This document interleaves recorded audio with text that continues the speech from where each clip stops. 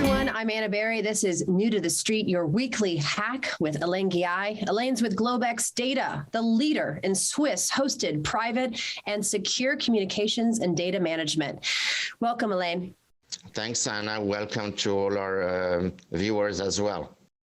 All right. So if you're all about secure communications, let's talk about what's unsecure out there, right? Like this recent article with Mac users, so many millions of Mac users, including myself, who happen to use Zoom, happens to almost all of us. And guess what?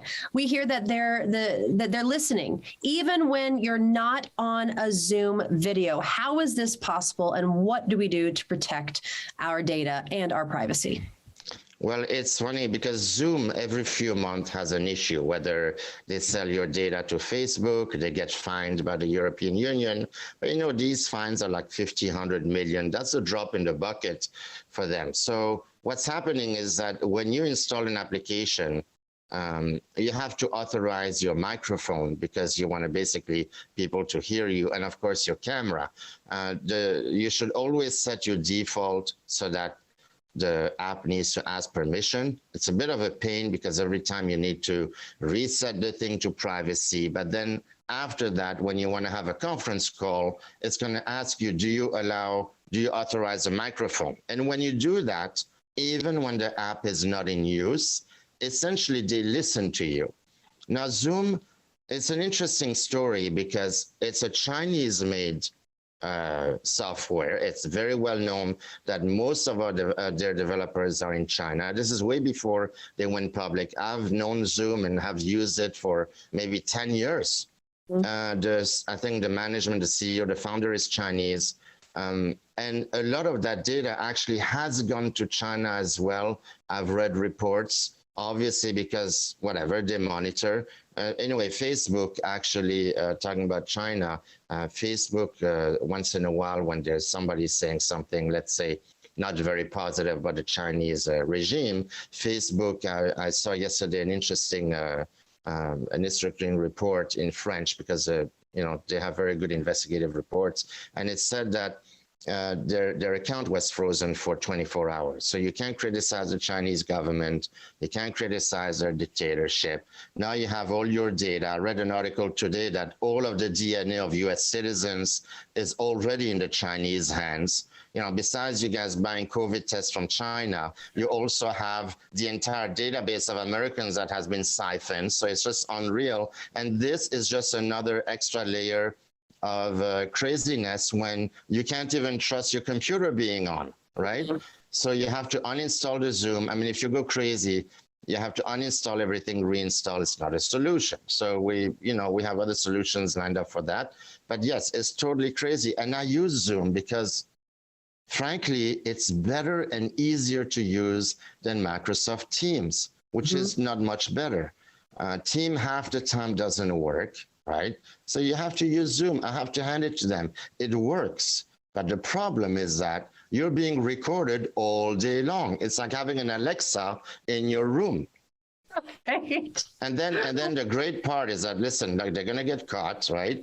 And then they're going to say, like Google, like all the big techs, we want to improve your user experience. So we record some of your conversation. WhatsApp has been doing that forever. A couple of times they got caught. And when they do, they say, well, we want to improve your user experience, you know, blah, blah, blah, and so forth. So it's a lame excuse. And I think it's time now that people wake up. Like big tech is here to steal your privacy day in and day out. You know, we can't measure our words anymore. I think it's becoming to a point that we have to really shake ourselves and say, do you really want this product for free? Right. Even when you pay, they steal your entire life, like your privacy, your most intimate conversations. Like how crazy is that?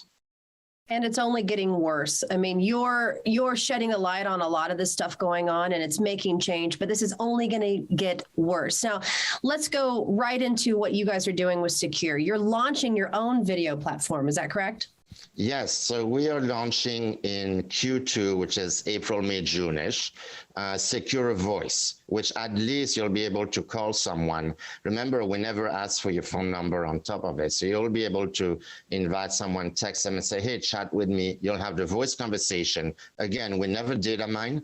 We don't use open source. We don't host with big tech. So nobody has that data except us in Switzerland with our own equipment, which the data never gets sold or rented to anyone. And we're the only ones managing our equipment. That's another important thing, because we don't use third-party suppliers and contractors, etc.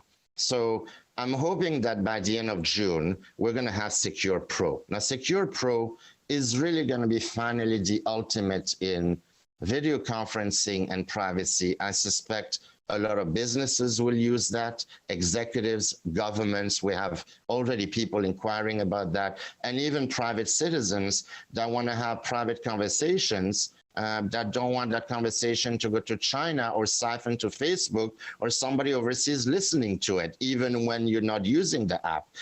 The other thing about our application is that we don't store anything on the app. We have kind of this barrier, and the technology that we use is called a tunneling technology. Our Helix technology. So essentially, when you connect to do a video call, we will all be in Switzerland essentially, and that data you kind of connect like not a VPN. It's much more complex and secure than a VPN, and then we all communicate, and it's basta. We're done. It's great to have the peace of mind that a company whose culture and DNA is privacy, which is Globex data, and secure its products. So I'm very happy, and I can see more and more that people are going to use this a lot, because imagine if you have a video conferencing tool that you know as a fact is not hosted by big tech. You know, as a fact, is not trying to use some lame excuse that we're trying to improve the user interface and the experience, and we're going to listen to all your conversation. Imagine governments, CEOs, executives discussing their company corporate strategy. And remember, you have now corporate espionage. You have rogue states that are hacking the US companies and government agencies, and they all use the same big tech. So it's a no-brainer for them to get in and steal that info. And now apparently they don't need to. The computer does it for you and then sends it to whomever. It's crazy. So Secure Pro will be a video conferencing tool. It'll be 35 to 50 bucks a month per user. And it will also have the email, the messaging, and the voice. So it's kind of the whole picture. I mean, to be very honest, we will limit to maybe 10 to 20 participants. So it's not a software where you can go and have 400 people on the system. We don't have the trillions of dollars that these companies have to develop that yet. And we also, because when you encrypt a communication to the level that we are, it uses tremendous bandwidth when you have very high encryption. So, 20 people on a conference is enough. I mean, you can't pay attention more than 20. That's kind of ridiculous, right? So right. Usually 10, 20 is when a business group collaborative works together. So that's the plan. We're launching by the end of June, I'm hoping, latest July. Well, Alain, quickly, while we wait for this launch in June, what do we do to secure our data when it comes to using Zoom until your platform's out? What do we do? Well, unfortunately, there's nothing out there. You have Zoom, Google, and Microsoft. Like, they have the monopoly. And any other application that comes out uses open source technology, which is useless, and they're hosted on Amazon Web Service. So that's not helpful. I think a lot of people send me a Zoom when you can do a phone call. If you need to do a visual convo, I get it. Then I guess go to your Zoom, be aware that you're being listened to. And then when you're done, uninstall the app and reinstall it on the next call that you need to do. Okay. I think that's the best thing you do. Also, I use a Chromebook, a Pixel book, funny enough, made by Google, but I have to hand it to them. That operating system hasn't been hacked yet. I don't use Mac anymore. I certainly haven't used a PC in the last 15, 20 years, maybe at least. So if you have a Mac and if you use Zoom, after your call, uninstall, don't just close or delete, uninstall the app, and on your next time you can reinstall it. it's a bit more cumbersome, but that guarantees you that nobody is listening to your conversations at work or at home when you're talking with your wife. Okay, well, guess what I'm going to do when we're done with this? I'm going to uninstall the app. So thank you again so much for helping keep our data private and secure with all that you're doing at Sekur. Thank you so much for joining us again on New to the Street, Alain. Thank you, Anna. We'll do what we can, and we'll see you again next week. All right. Thank you all for watching.